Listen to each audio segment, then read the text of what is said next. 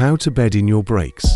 So, you've just installed new brake rotors and pads on your vehicle.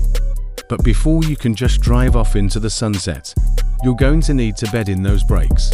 If you don't, your brakes may not perform as expected and probably not last as long. This could also lead to potential performance issues and possibly create unwanted noises during braking. So, what's happening to your pads and rotors during the bedding process?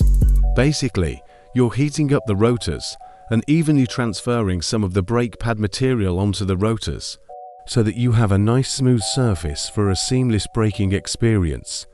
First thing to do is find a safe and quiet stretch of road.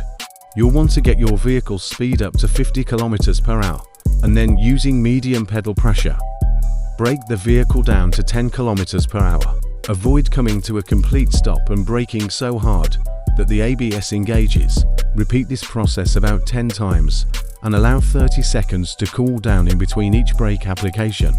After you've bedded in your brakes, be sure to avoid any excessively heavy braking for the next 200 kilometers to prevent excessive heat and potential glazing of the pad surface.